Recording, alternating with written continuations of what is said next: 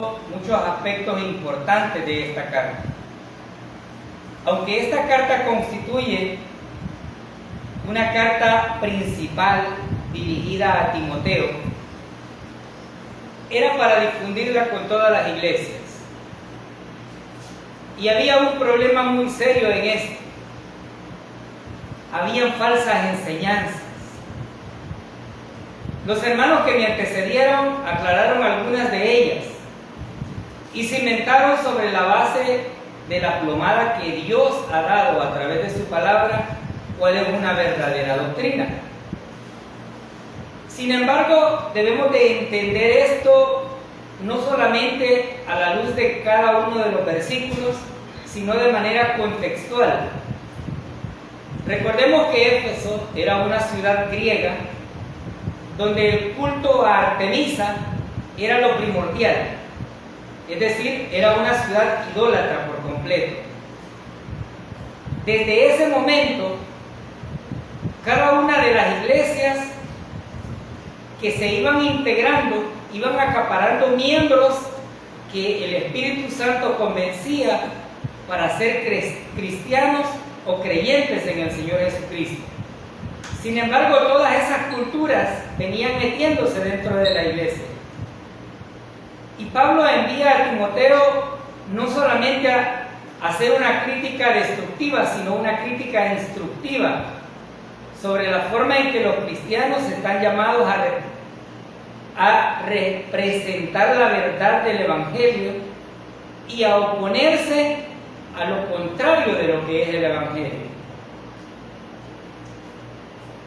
No perdamos de vista el momento en el que, cuando decimos que el culto principal era Artemisa, Artemisa era una representación de una diosa que manifestaba cualquiera de los placeres que el ser humano quiere. Tanto así que se creía que la fertilidad de las griegas era producto de Artemisa y que cada montón de hijos que pudieran tener era parte de esa bendición. Pablo, preocupado y consciente de ello, hace una exhortación a Timoteo y le dice: exhórtalos, confróntalos. Y como decía el hermano que me antecedió, no era fácil, hermano. Habían personas con mucho más tiempo, con mucha más edad, y algunas veces quienes estamos al frente nos quedamos cortos con la experiencia de otros en una iglesia. Sin embargo, Pablo le da una autoridad en el nombre del Todopoderoso, porque ese es el punto. Aquí no se trataba lo que Pablo quería, sino lo que Dios quiere para su iglesia.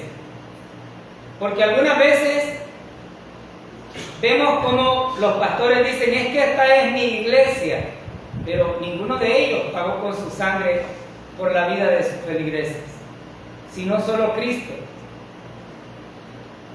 Pablo no solamente vio ese problema, sino que además también lo hizo a través de algunas exhortaciones en el libro de Hechos, donde manifestó que posteriormente a su partida iban a haber falsos engañadores, falsos maestros.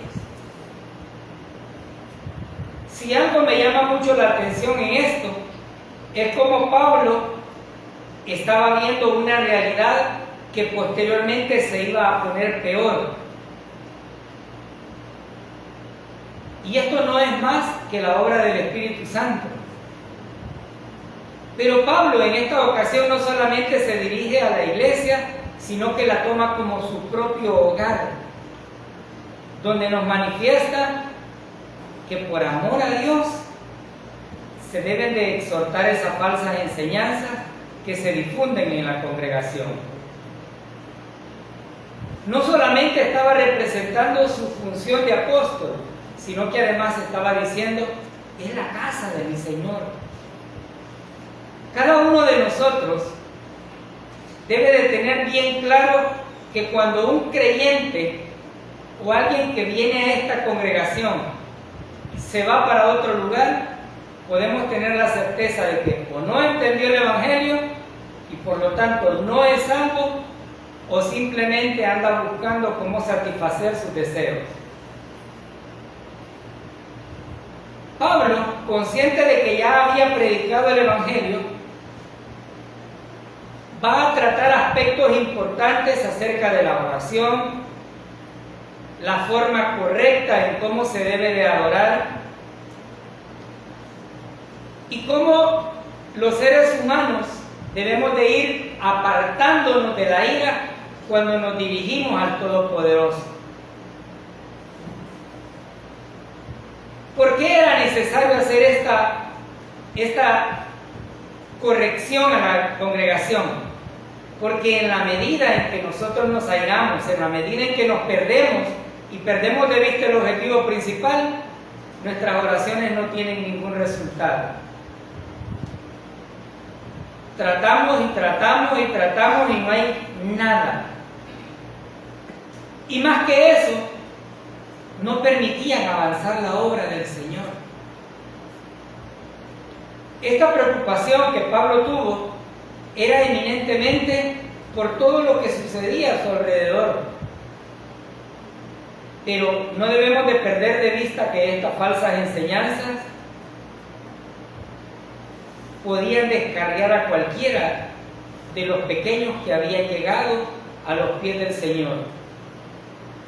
No era fácil, era realmente un desafío muy grande. Tan grande que le había sido encomendado a Timoteo, pero alguien diría, ¿por qué tanta recomendación? Bueno, tengamos una idea y vamos a tratar de contextualizar ese punto en el cual Artemisa era la diosa principal. Las enseñanzas que se estaban manejando prohibían el matrimonio y comer ciertos alimentos. Vaya ahí a 1 de Timoteo capítulo 4 versículo 3. Timoteo capítulo 4 versículo 3.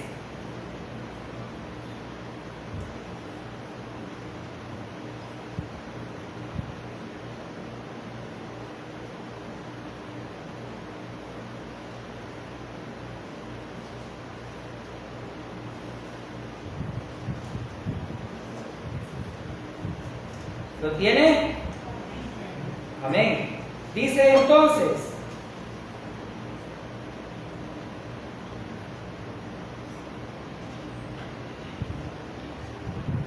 prohíben el matrimonio y requieren abstinencia de comidas que Yahvé creó para ser consumidas con acción de gracias por aquellos que han llegado a confiar y saben la verdad. ¿Qué problema más grande estaba teniendo esta congregación? Porque le habían dicho primero, no, de eso no hay que comer. ¿De dónde provenía esto? De la cultura y la ley. La ley decía que no había que comer cerdo. ¿Era eso bueno? Sí, era bueno, pero en el contexto para ellos. Pero Pablo entendía que la muerte en la cruz de parte de nuestro Señor Jesucristo había purificado totalmente. ¿Cuál era la condición? Dar gracias a Dios por ese alimento. Ahora, usted me dirá, hermano, o sea que puedo comer cerdo como quiera, si no le hace daño, cómaselo. Si no le hace daño, cómaselo. Y cómaselo en el nombre del Señor. Ahora, ¿qué sucede en este punto? Que estas falsas enseñanzas estaban llegando no solamente a la iglesia, sino que eran atraídas a esa iglesia. Y muchas veces quienes predicaban decían, sí, eres salvo por gracia, pero tienes que dejar de comer ciertos alimentos. Y aquí surge la pregunta, ¿será que Dios nos mandó a privarnos de algo? ¿O la obra que el Señor hizo no funcionó? ¿No purificó todo? Contrario, sí lo hizo. Por eso cuando Mi hermano decía en algunas predicaciones, si a usted le gustan los chicharrones de cerdo, cómaselo, pero ya cuando le hacen daño ya no se los coma, porque entonces va a tener problemas. Si usted no tiene problema con comer carne de cerdo, porque su cuerpo lo va a digerir y no tiene mayor inconveniente, hágalo. ¿Qué sucedía? Que estaban poniendo cargas sobre esta iglesia de Éfeso y muchas veces esta carga no tenía ningún aspecto doctrinal. Pregunto, ¿somos libres en el Señor Jesucristo? Amén. Pero esa libertad no nos exime de la responsabilidad de que si le metemos basura al cuerpo, vamos a tener problemas, ¿cierto? Entonces, en esa cultura también se estaba generando un problema de estatus, de exaltación hacia la mujer y la libertad del matrimonio. Como prohibían casarse, estaban diciendo puedes hacer lo que quieras. ¿Es eso cierto? No, no es cierto. Había muchas viudas que habían encontrado libertad y eran jóvenes, eran personas jóvenes que habían enviudado y que se sentían libres de hacer lo que quisieran, pero no era lo correcto. Pablo incluso hace algunas observaciones en las cartas a los Corintios y dice que aquellas viudas jóvenes o aquellas viudas que tienen hijos, los hijos deben de mantenerlas. Y si tienen un familiar, que sea el familiar para no ser una carga para la iglesia. Es decir, estaban en medio de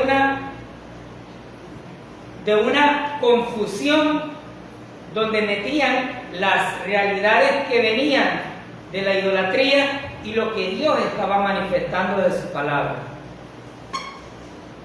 Estas mujeres estaban incidiendo en eso. Recordemos que a través de la historia la mayor parte de hogares han sido matriarcales y la incidencia que ha tenido ha sido fuerte. Como centro de la cultura de Artemisa, esta diosa tenía gran influencia, tanto así que se consideraba la salvadora de todas las mujeres.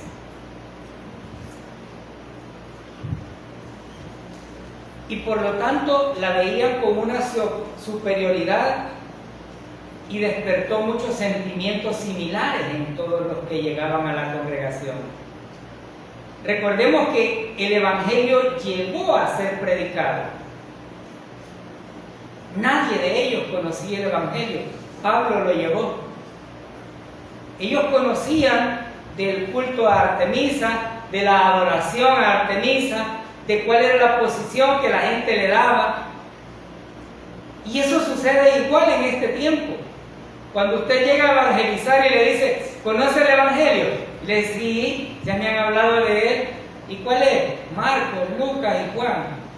No, esta gente tenía una cultura bastante confusa y por lo tanto no era fácil lo que Timoteo iba a realizar. Y no era fácil porque los seres humanos hasta hoy en día todavía siguen diciendo, bueno, es que mi papá y mi mamá así me enseñó, yo así me voy a quedar. No es fácil cambiarle el chip a una persona o hacerle cambiar de parecer en una manera en la cual ha vivido por muchísimo tiempo. Muchos seres humanos se dejan llevar por la cultura.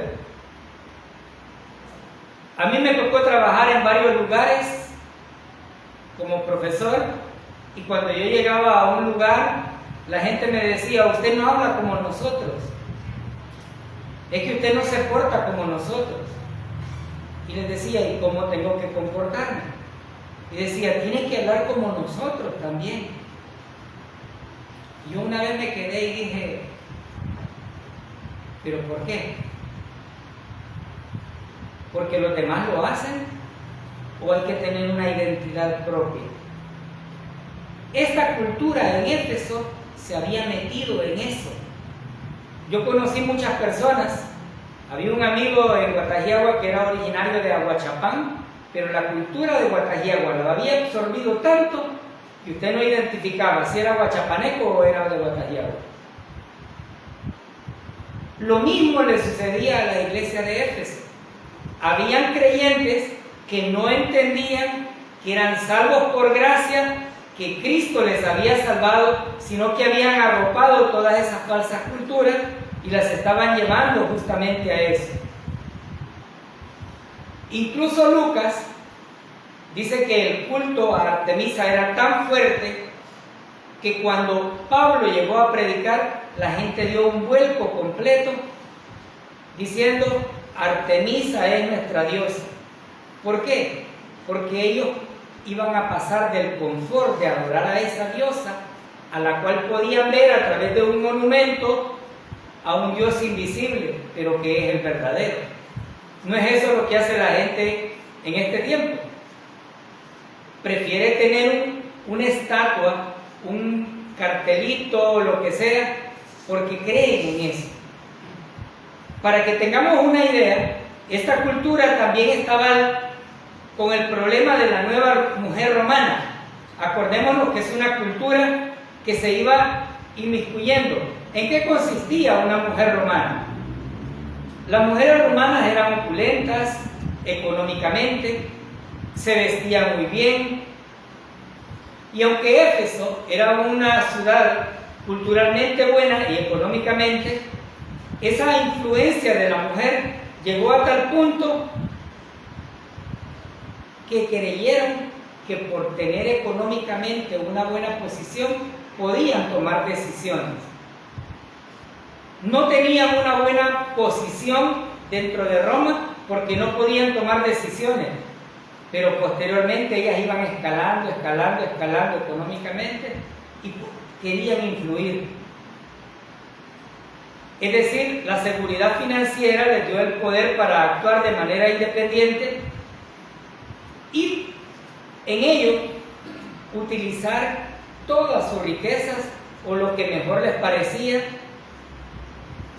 dentro de la congregación.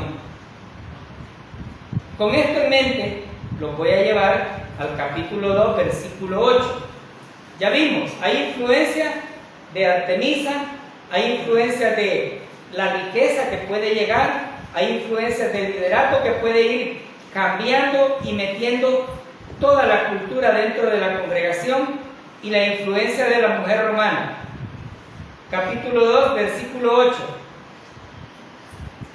Le dice Pablo a Timoteo: quiero pues que los hombres oren en todo lugar, levantando manos santas, sin ira ni contienda. Ya dijo que había que hacer oraciones, ya dijo que había que tener un orden, que hay una estructura para poder orar, pero Pablo no solamente quiere eso, sino que nos manda realmente a tener una actitud ante la oración. ¿Orar es importante? Sí, lo es, y la iglesia que no ora muere. Pero Pablo nos insta primero a solucionar cualquier situación que tengamos en nuestra vida y que después de solucionarla hagamos la oración. ¿Cómo así? Él dice que para que nuestras oraciones tengan sentido debemos de hacerlo sin ira. Es decir, no me voy a poner a orar en contra de aquellos o enojado por algo que yo no puedo controlar. Si hemos entendido que el Señor es soberano, Él hace como Él quiere, hermano. Algunos de los seres humanos dicen: yo me voy a enojar con Dios porque no me dio el carro que quiero. Ay, qué bonito, ¿eh? ¿Y qué le importará? ¿Qué es del humano? ¿Los bienes o la comunión con el Señor? Aquí hay un problema. Pablo está diciendo, como decimos en El Salvador, si estamos mal con nuestros semejantes, nuestras oraciones no van a pasar del techo de la casa. Pablo le está dando prioridad, y aunque dice manos santas, es claro que usted y yo, una vez hemos confiado en el Señor Jesucristo, somos santos posicionalmente. Amén. Entonces, cuando yo alzo las manos en reverencia, en adoración, reconociendo que hay un Todopoderoso, estoy levantando manos santas. Pero aunque es una forma de orar, no es una doctrina. Porque díganme usted, si va manejando, ¿cómo va a ir orando así? Y si ven la moto, suelte el timón de la moto y empieza, Señor, no. Porque aquí es el problema. Hay quienes dicen en algunas iglesias, pero es que en esa iglesia no levantan las manos, no le ungen. Pero ¿en qué momento puedo decir que puede constituirse una doctrina? Orar es importante, sí, pero no depende de la posición. ¿Por qué? ¿Y por qué, hermano? Bueno, el hermano que me antecedió dijo, aquel que le había dicho, te queda poquito tiempo, papá, te vas a morir. ¿Qué hizo? ¿Se fue a arrodillar? ¿Se fue a tirar a la cama? ¿O se fue a tirar a su lecho y vio para la pared? ¿No levantó las manos? Pero el Señor le contestó. ¿Cuántas veces usted ha orado y de repente va caminando y dice, Señor, cuídame de lo que vaya a suceder en este día? Y ¡pum!, cayó la rama en la par suya. Usted no levantó las manos. Por lo tanto, levantar las manos es solamente una condición o una forma de poder expresarle al Señor su soberanía, su legitimidad completa. Pero sí debemos de entender que debemos de orar. Y que si tenemos dificultades con el hermano o con la hermana, tenemos que totalizar esas asperezas y entonces orar. ¿Es fácil orar por nuestros enemigos, como decía? No. Aunque está claro, no deberían de haber. Pero no es fácil. ¿Es fácil orar por aquellos que me hacen una mala cara? No, no es fácil.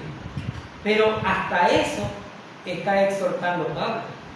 Porque él no está dejando nada fuera del orden en el que el creyente debe de andar.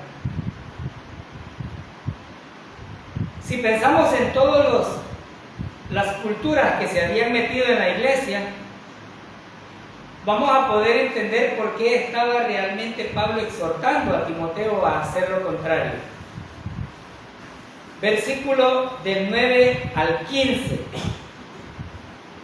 Asimismo, que las mujeres se atavíen de ropa decorosa, con pudor y modestia, no con peinado ostentoso, ni oro, ni perlas, ni vestidos costosos, sino con buenas obras, como corresponde a mujeres que profesan piedad.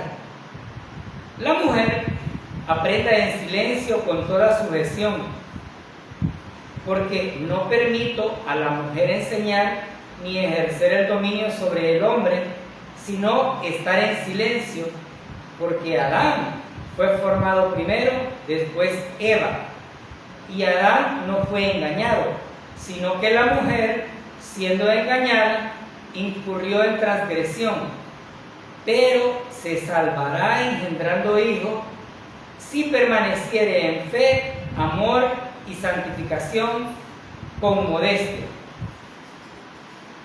Estos versículos tienen un problema bien grande para la interpretación, pero dentro del contexto de las falsas enseñanzas en Éfeso, Pablo quiere dedicar un tiempo más oportuno en esto para hacer notar algo a las mujeres. Y en los primeros 2 versículos, del 9 al 10, él dice: asimismo que las mujeres se atavíen con ropa decorosa. ¿Quién quería esto? ¿Pablo o Dios para su iglesia? Es la petición del Señor. ¿Se ve mal una mujer bien arreglada? No, al contrario, se ve mucho mejor que cuando se acaba de levantar, que si usted no está bien despierto, se despertó por completo ahí. Pero en este contexto, Pablo dice que hay que tener 2 características para la mujer: pudor. El diccionario bíblico dice que el pudor es la piel del alma que cuando es invadida o avasallada nos produce vergüenza. ¿Qué significa eso? Que no hay que venir como que vamos para la playa con el top puesto, con la faldita o con la chiquifalda. No. ¿Por qué había este tipo de cultura en la iglesia de Éfeso? Porque las prostitutas que tenía el palacio de Artemisa también estaban siendo influenciadas por el Evangelio. Y si usted quiere que una prostituta le cambie su manera de vestir, si todo el tiempo ha usado la misma ropa, no la va a traer de una sola vez. No se va a dedicar a vender toda esa ropa y va a ir a comprar una que tenga pudor. Nótese cuáles son las dificultades. ¿De dónde venía esta influencia? De la mujer romana. De esa cultura griega que estaba inmersa en donde había prostitución. A veces creemos que el principio de la iglesia fue toda la santidad, pero se nos olvida que hay un contexto en una ciudad. Se nos olvida muchas veces que estaba toda esa mezcla de situaciones. Entonces Pablo dice: vístanse considerando no mostrar todo, sino con un poquito de vergüenza. Pero luego dice: con modestia. ¿Qué es modestia?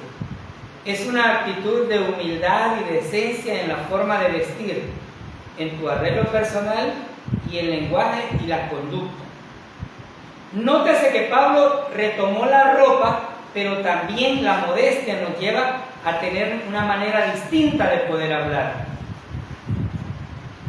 Si allá voceábamos, si allá insultábamos, si allá hacíamos, Pablo dice: ahora traten de vestirse de otra manera. ¿Por qué debemos de recalcar este problema? Porque cada una de las acciones que estas mujeres hacían obstaculizaban las oraciones de los hombres. ¿Cómo así, hermano? Pues imagínense alguien orando y viendo pasar todas las prostitutas allá desfilando de un lado a otro. El hombre no tenía esa posición, pero aquí había un problema. Las mujeres eran orgullosas por lo que tenían, por sus riquezas.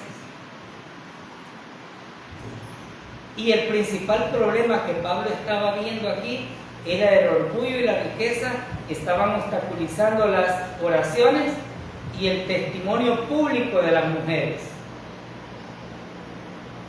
No es cierto que cuando usted ve a una hermanita que casualmente se puso la falda cortita para andar en su casa, y mire la hermana, ¿ve? ¿Cómo anda? Y ya, si usted, siendo libre, habiendo aprendido que la ropa no es santa, tiene esa opinión, ¿qué cree usted que piensan los hermanos de otras iglesias? Mira qué pecado, ¿ve? ¿Y acaso es eso lo que nos da santidad? No. Entonces Pablo estaba no solamente diciéndole a Timoteo: fíjate bien, y a las mujeres les dice que se vistan modestamente. Este es un reto bastante desafiante que Timoteo tenía. Porque, ¿cómo decirle a la mujer, vístete adecuadamente? En este tiempo, ¿qué sería vestirse modestamente? ¿No usar pantalón?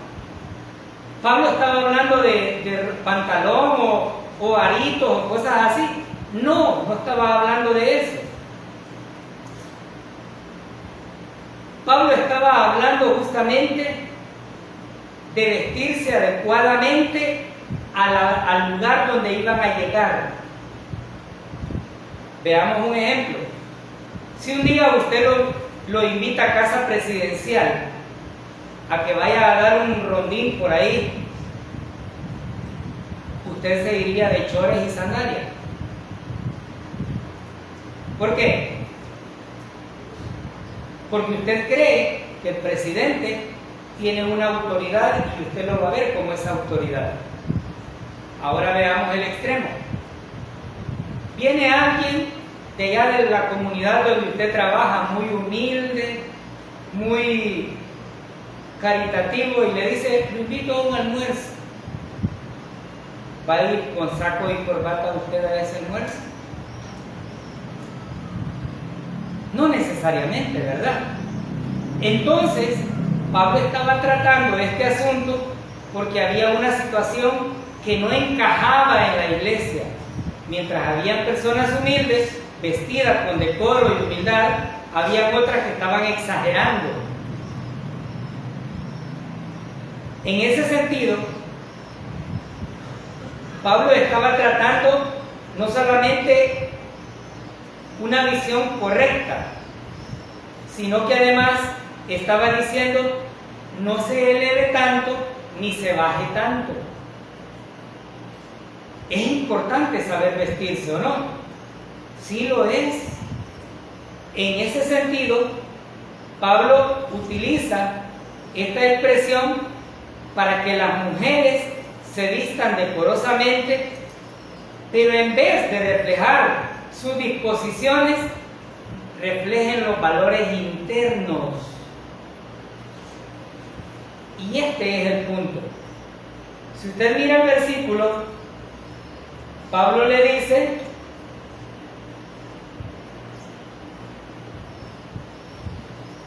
dice con mucha seguridad, con pudor y modestia, no con peinado ostentoso, ni oro, ni perlas, ni vestidos costosos.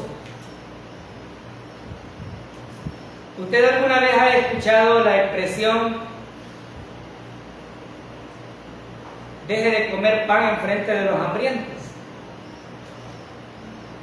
Aquellos que tenían mucho dinero se jactaban de llevar oro en su cabeza, se jactaban de tener vestidos muy caros, y había esa confrontación que lo único que generaba era que los cristianos que estaban empezando vieran con mayor autoridad a la mujer según su posición. ¿Esto es correcto? No es correcto. Pero Pablo no estaba justamente haciendo esto para poder decir de manera directa, tienen que aprender a vestirse. Hay quienes desde el púlpito a veces dicen, aquellas que andan en pantalón no es decoro, pero no andan enseñando nada. Hay decoro, hay humildad. Por eso es importante saber la doctrina, porque si nosotros nos perdemos de vista, podemos incluso exigirle a los demás que se vistan como el que está enfrente, y nada tiene que ver eso. La santidad no se determina así. ¿Había un problema en ellos? Sí. ¿Por qué había eso? Porque había una incidencia de la cultura griego-romana que estaba llevando a esta situación. Si usted googlea cómo se vestía una mujer romana, va a encontrar que tenía zarcillos, que tenía ganchos de oro, que su pelo era extravagante, que su vestido era totalmente grande, y que incluso algunas veces tenía que andárselo cuidando. Ahora pongamos en contexto y pensemos por un momento cómo podría vestirse dentro de la iglesia. Ese era el problema. Pablo estaba haciendo una exhortación contra la ostentación de la riqueza o el vestirse de una manera como realmente se viste un cristiano. Porque algunas personas dicen, no, es que Pablo es machista y quería tener dominada a la mujer, pero dejan de percibir el contexto en el que estaban. Dejan de entender que la cultura, aun cuando hemos sido lavados con la sangre de nuestro Señor Jesucristo, no la tiramos de un solo. Levante la mano quien tiró toda la cultura de una sola vez. O quien de pronto no se quedó y dijo, por suerte me salvé. ¿Cuál suerte, Señor? Si usted es hijo de Dios, su vida está entretejida en las manos del Señor. No es suerte. ¿O no se nos salen esas expresiones todavía? Es cultura. Porque la cultura tiene mucho poder en la vida del ser humano. Y estas mujeres estaban justamente en eso. Pablo insta a las mujeres a tener una visión modesta de sí mismas y a presentarse no con ropa ostentosa, no con peinados ostentosos, sino con obras que reflejen al Dios Todopoderoso. Por eso decía, Pablo no está hablando de pantalones aquí como unos hermanos lo toman. Pablo no está hablando de si se pone o no se pone ropa de hombre. No, Pablo está hablando de la condición hacia la cual las mujeres se habían desviado, pero que Timoteo tenía que exhortarles para que fueran en el camino correcto. Imaginémonos qué sucedería de repente si una hermana aquí dice, hoy voy a madrugar a las 2 de la mañana, me voy a hacer un peinado con perlas en la cabeza, con collares largos de oro, voy a llevar anillos hasta en la nariz. ¿Qué pasaría cuando veamos entrar a esa hermana? Con un vestido de aquellos que si sale a mediodía le cae un rayo en seco. Y nosotros nos quedaríamos. La hermanita se perdió de fiesta. Ellos tenían esa dificultad. Pero debemos de entender algo. Muchas iglesias han querido convertir esta exhortación que Pablo hizo a las mujeres de Éfeso en una doctrina. Y dicen, si no se viste de manera santa, no puede. Y hay quienes andan arrastrando los vestidos así. Y ahora está la moda de que si la mantelina le arrastra al suelo, todavía tiene más santidad.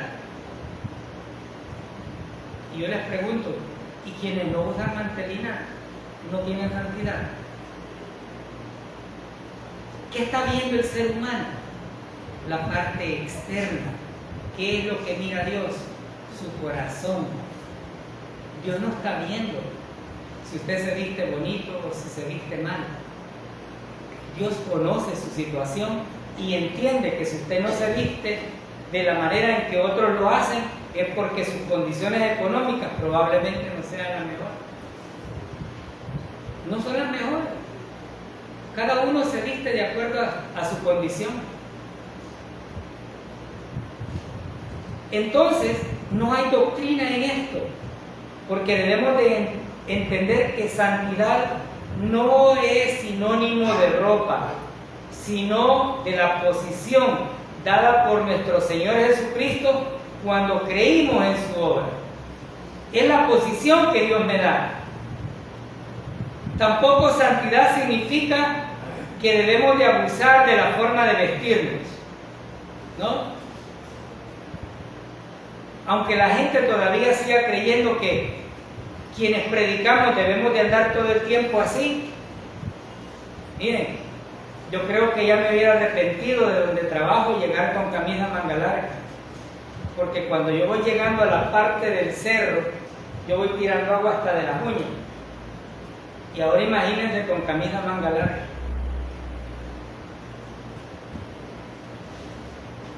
Santidad es la que el Señor Jesucristo nos dio con su muerte en la cruz. Y ahora somos libres. Pero no tomemos esa libertad para hacer cualquier cosa. Porque aunque Pablo está hablando de lo decoroso, todavía hay personas que dicen, no, si esto es decoroso. Pero, irónicamente, hermano, se visten con una faldita blanca, semitransparente, y con una ropa justamente pegadita, y dicen, no, es que esto es de mujeres. No, pero eso no tiene decoro, eso no tiene humildad, eso tiene la idea de mostrar lo que hay dentro de ese cuerpo. ¿O no es cierto que cuando hay un regalo nos llama más la atención cuando lo vemos forradito que cuando nos dicen, mira, te traje este regalo? Pablo estaba tratando un asunto importante, pero porque había una incidencia, porque había un problema en esto. Versículo 11. La mujer aprenda en silencio en toda sujeción. Ahora Pablo le da un cambio a su situación, y algunos dicen, ya ven, Pablo es machista, es que ese Pablo. Bueno, el Señor dijo que debíamos de conocer la verdad. Amén. Y la verdad es Él. La verdad no llega únicamente porque usted vino a la congregación y se quedó 1 año, 2 años, porque usted pudo haber escuchado la palabra y tiene la opción de creerlo o no creerlo. La palabra mantaneto hace referencia a quietud o sumisión ante la enseñanza. Como ya dijimos anteriormente, había mujeres que trataban de llamar la atención y habían utilizado las falsas enseñanzas de Artemisa para llevarlas a la congregación. Estas ahora iban a ser exhortadas por Pablo, en nombre de Pablo, pero por Timoteo, para que las mujeres fuesen educadas a ser buenas aprendiendo. ¿Cómo así, hermano? Si Pablo está diciendo aquí, la mujer aprenda en silencio con toda sujeción. Pablo está hablando de aprendizaje. Yo les pregunto, ¿es posible aprender si hay una Sodoma a nuestro alrededor? No, no es posible. ¿Qué estaba diciendo Pablo entonces? Que las mujeres no tenían el conocimiento de la verdad. ¿Cómo lo sabemos? Porque se habían elevado, tenían una posición, querían seguir ellas teniendo una jerarquía. Porque ellas creían que su posición económica les permitía hacer todo lo que quisieran. Veamos esto. ¿No es cierto que hay una cadena de tiendas en farmacias que el que predica es el dueño de todas esas farmacias y hace como él quiere? ¿O permite que le hagan algún cambio? Entonces podemos ver cómo la cultura también se mete en esa parte. Las mujeres habían sido susceptibles a las falsas enseñanzas. Sí, creían que Artemisa era la principal. Y entonces Pablo le dice a Timoteo, exhórtalas, que aprendan en silencio, que no hablen esas falsas enseñanzas. Es como cuando una madre empieza, ay hijo, es que todo está mal, pero Dios mediante y la Virgen Santísima nos va a sacar de esto. ¡Ay, Virgen Santísima! Si la madre empieza o la mujer empieza a mencionar eso, ¿el niño cómo va a crecer? pidiéndole a la Virgen Santísima que lo saque de ahí. La mujer tenía que ser instruida en la verdad. ¿Pero en cuál verdad? En la verdad del Evangelio, donde usted y yo valemos tanto, independientemente de que ande con corbata o ande con los caites de los tramemes de mi pueblo. Porque la mujer y el hombre no valen por su posición económica. Un creyente debe de tener claro que de la misma manera en que ha sido salvo usted, creyendo en la obra del Señor Jesucristo, de esa misma manera he sido yo. ¿Cuál es la posición de privilegio?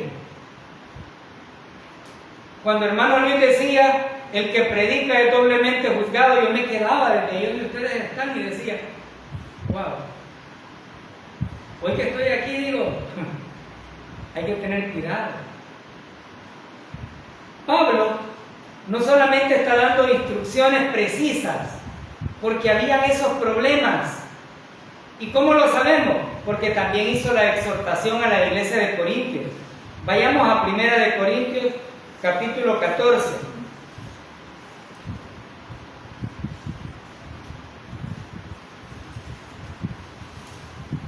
Capítulo 14, versículo 34 al 35.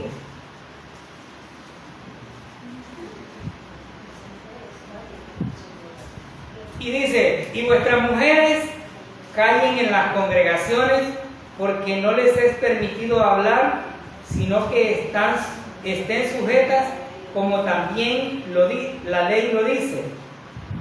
Y si quieren aprender algo, preguntan en casa a sus maridos, porque es indecoroso que una mujer hable en la congregación. Pablo utiliza estas expresiones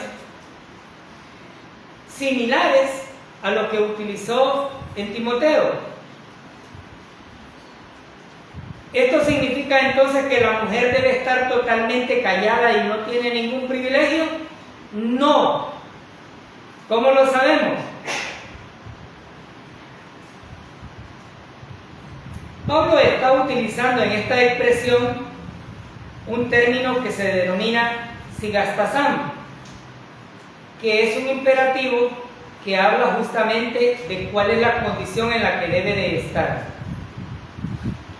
¿Qué está prohibiendo Pablo en este momento? Que las mujeres hablen con un lenguaje perturbador que desvíe la atención de la sana doctrina. Porque ¿cuál es el principal problema? Las falsas enseñanzas. Entonces, Pablo quiere que estén calladas mientras aprenden acerca de la verdad. Y usted me va a decir, pero ¿y si me surge una pregunta? En Corintios ya dijo, pregunten.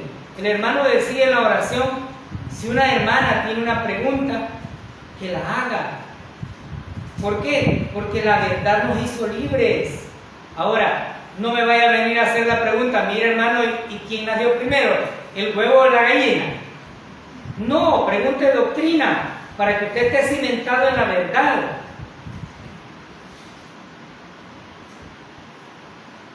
Pablo hasta este punto estaba con la convicción de combatir esa propagación de las falsas enseñanzas.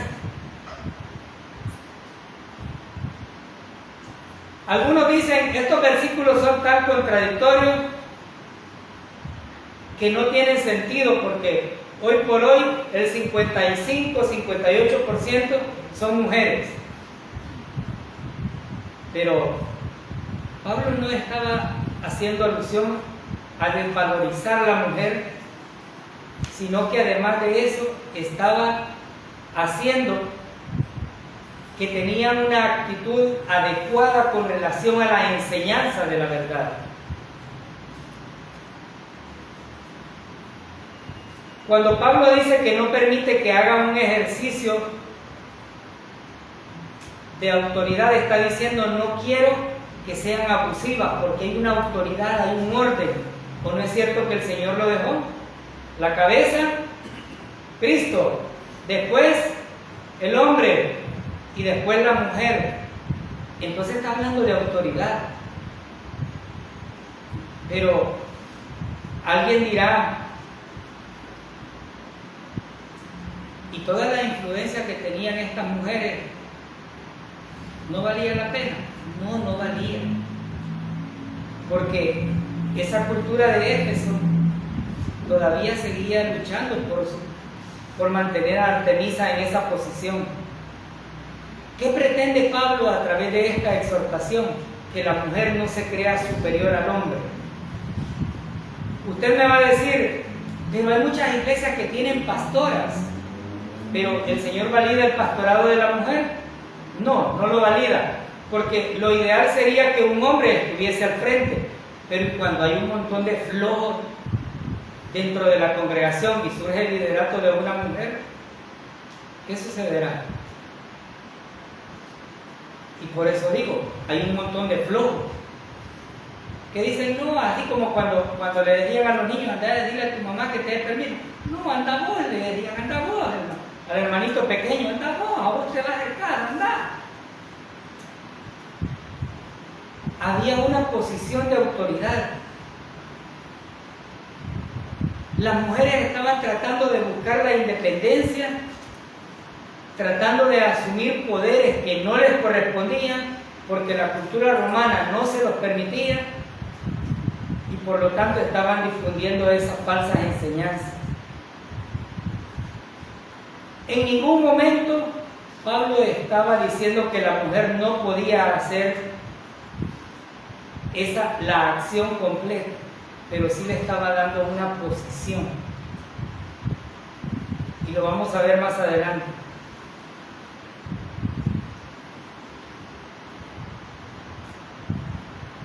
Versículo del 13 al 15. Porque Adán fue formado primero, después Eva. Y Adán no fue engañado, sino que la mujer, siendo engañada, incurrió en transgresión. Pero se salvará engendrando hijos si permaneciere en la fe, amor y santificación como este. Las falsas iglesias dicen, ya ven, pariendo cipotes se van a salvar. Momentos, no es así. Porque por ahí hay una iglesia que todo el mundo se viste igual, con su sombrerito, con su camisa del mismo color, su pantalón, las mujeres todas vestidas igual. ¿Y cuántos hijos tienen? 12. ¿Y usted que no planifica? No, es que como Dios dice que se va a salvar uno teniendo niños. Y los pobres hipotillos, todos los brizosos, y de les cuenta la maringuita tiene, porque no ajustan a mantener a los niños. Y se han dejado llevar por una falsa enseñanza. Pablo utiliza a Eva como el ejemplo de cuán dañinas son las falsas enseñanzas. ¿Qué le dijo Satanás a Eva?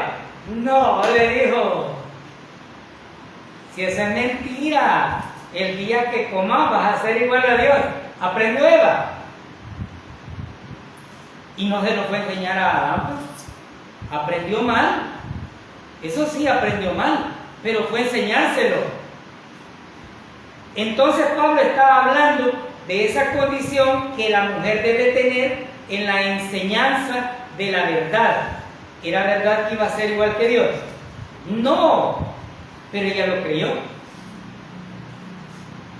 Entonces, Pablo está diciendo contra esas falsas enseñanzas y toma a la mujer justamente en eso para decir que a la iglesia de Éfeso, todas aquellas que se habían perdido, estaban siguiendo a Satanás y no la verdad del Evangelio. ¿Por qué toma Pablo justamente este ejemplo? Porque Eva fue la engañada.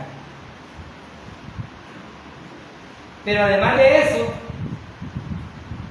también lo toma porque la enseñanza de una mujer en el hogar puede ser un riesgo negativo para la familia. Algunos teólogos afirman que Adán y Eva no se trata del orden de la creación, sino de la educación. Es decir, Adán había recibido la instrucción precisa y verdadera. Y le dijeron, de este no comerás. Era la verdad. ¿Quién se lo dijo? Yahvé. Pero Eva recibió una instrucción falsa. Como cuando a usted le dicen, no, si usted dice que es algo, pero es mentira. Si usted es un pecador más, sí, usted es un pecador más, lavado por la sangre del Señor Jesucristo. Amén. Entonces, las falsas enseñanzas hacen notar que esta interpretación encaja bien con lo que Pablo estaba enfatizando, porque Eva fue la engañada. Y aquí debemos de entender que el engaño es la antítesis de la educación.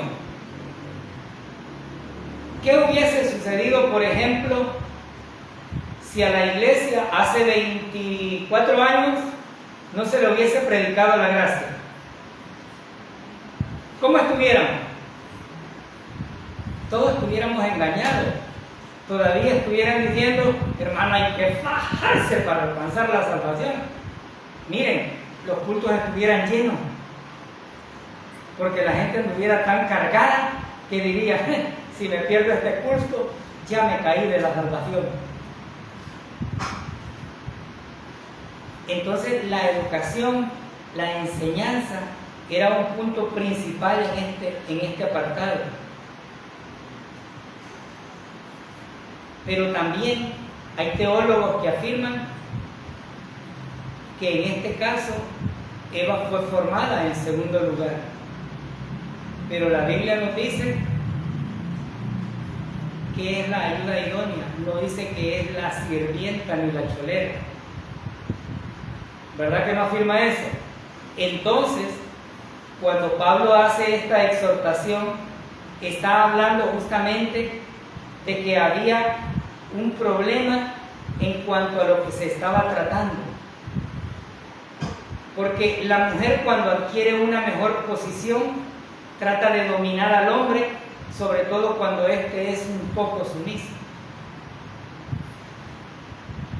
Ahora imagínense con la influencia en El Salvador de las dignas y ser mujer. Todas las mujeres quieren ser hombres. Porque las dignas dicen, no se deje tocar, no se deje. Le meten a la mujer una serie de filosofías que no tienen sentido. Porque no me van a negar que cuando ustedes oyen hablar a estas mujeres, tiran al hombre por todo lo más podrido de la tierra. ¿Por qué? Porque ellas quieren hacer prevalecer sus derechos. Y si una de estas mujeres tomase la condición de pastorear una iglesia, ¿qué creen que enseñaría? Porque lamentablemente en El Salvador y en muchos otros países, lo único que mucha gente necesita es la elocuencia de cualquier loco o una payasada enfrente para estar aplaudiendo y adorando. Lamentable, porque no hay una verdadera enseñanza. Estos versículos nos recuerdan que Pablo estaba tratando un punto acerca de la salvación, porque Pablo nos está diciendo también que la mujer fue la primera que fue engañada, pero recuerda acerca de su salvación y la transgresión. Pero Eva es salva, ¿o no? Es salva, pero pecó, sí. ¿Por qué? Porque la salvación es por gracia. Si no fuera por gracia, créanme que yo no me pararía enfrente.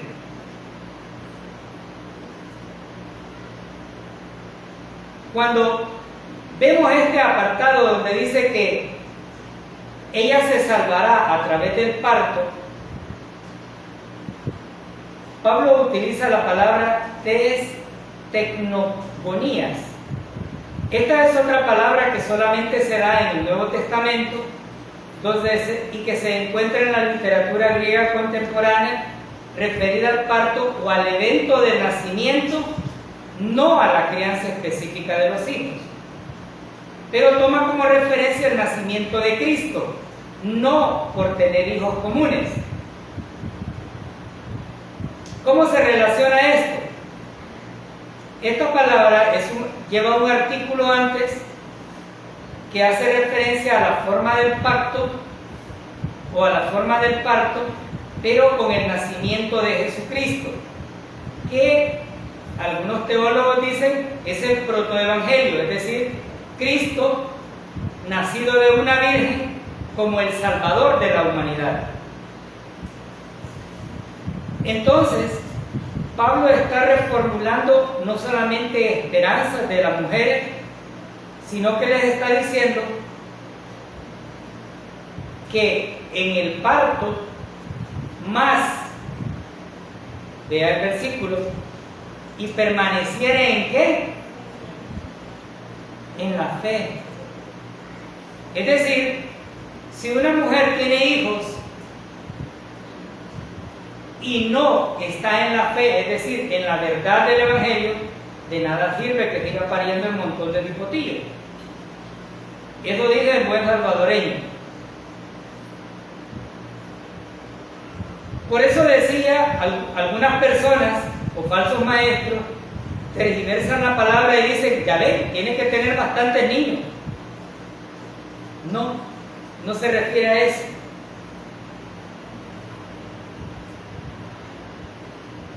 Él se refiere justamente al punto principal del cual ha tratado en toda la carta, las falsas enseñanzas. ¿Una mujer se va a salvar por tener hijos? No, pero si permanece en la fe, sí. No es por parir niños, porque ya les dije, hay una iglesia que les dicen que no planifiquen, que eso es pecado, que tengan los niños que Dios les dé, y ahí va. Cuando se agarran, alcanzan a hacer el equipo y todavía les sobran hasta 2 cambios en el fútbol. Y se sienten salvas porque qué montón de bicotes tienen para que les valga.